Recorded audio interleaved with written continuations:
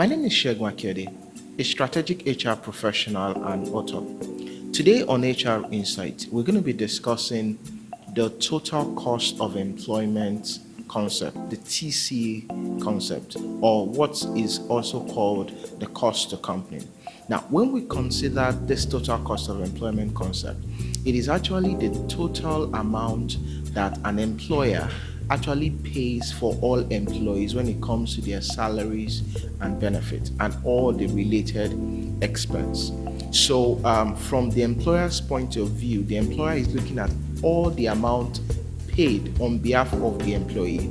So to make this easier to understand, there are four major categories where each of the total cost of employment is broken down into. One is your fixed pay, 2 is variable pay, 3 is your benefit in kind, or what we call your BIK, and 4 is what we call your retirement benefit. Now, when we're talking about fixed pay, these are all the guaranteed amount in terms of salaries and allowances that the employee is guaranteed to have.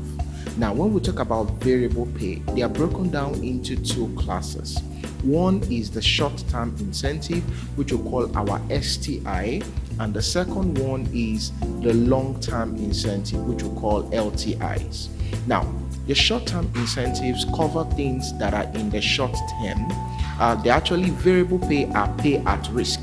So an employee is not guaranteed the variable pay, but the fixed pay is the part that is guaranteed by the employer to the employee.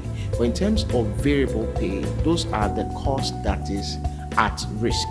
So in terms of the short-term incentive, we're talking about something as a very typical example is your performance bonus, which is actually paid at the year of the performance cycle.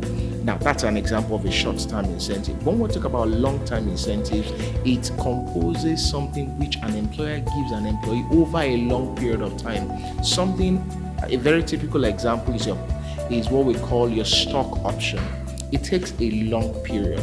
It goes through a period before the employee receives it. It is at risk. That's your variable pay.